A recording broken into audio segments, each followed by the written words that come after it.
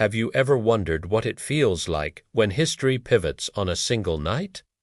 When an ordinary meal becomes the seal of an eternal promise.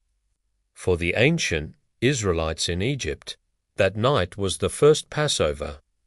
Imagine this: families huddled inside their homes, the scent of roasted lamb and unleavened bread filling the air. Outside, a terrifying silence.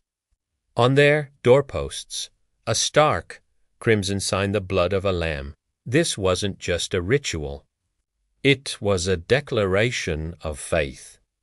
The blood was a shield, a symbol that death would pass over them. This act of obedience was their first step out of bondage. The book of Exodus tells us the story, but other ancient texts, like the book of Jubilees, add another layer. They describe this Passover not just as a historical event, but as an eternal covenant, a memorial recorded in heaven itself. A promise that God would always remember his people. Ashas Dunbrok, much. They weren't an army.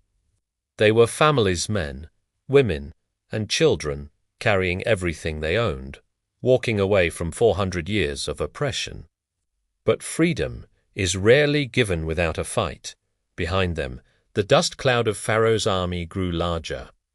The thunder of 600 elite chariots, the pride of Egypt, echoed across the desert.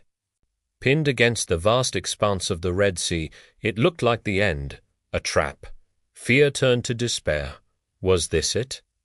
To be freed only to be slaughtered by the sea.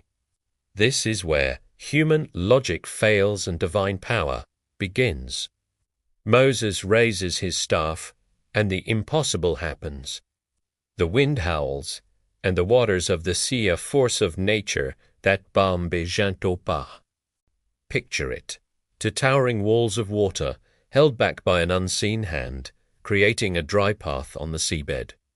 It's not just a miracle. It's a direct challenge to the gods of Egypt, who were believed to control the seas and the storms.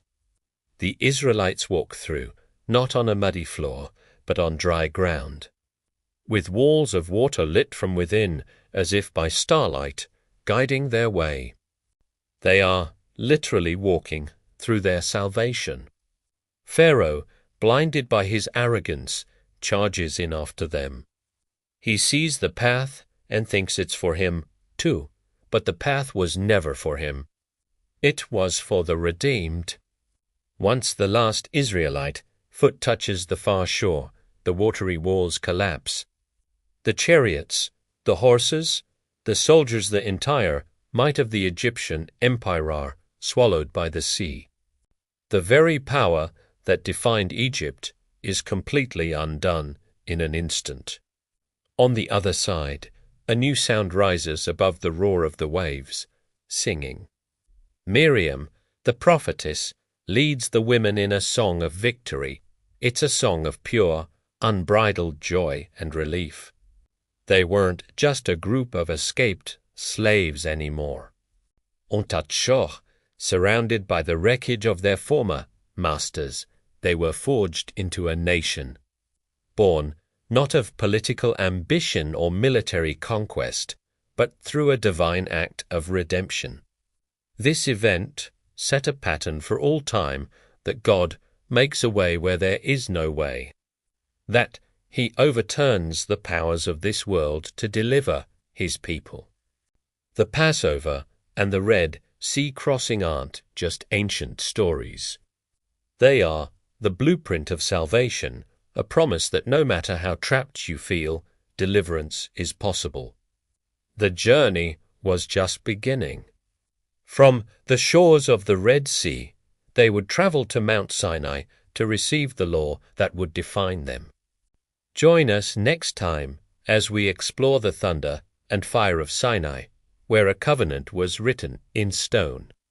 Thank you for joining us on this deep dive. If this story moved you, please like this video, subscribe to our channel, and hit the notification bell so you don't miss the next chapter of this incredible journey. See you next time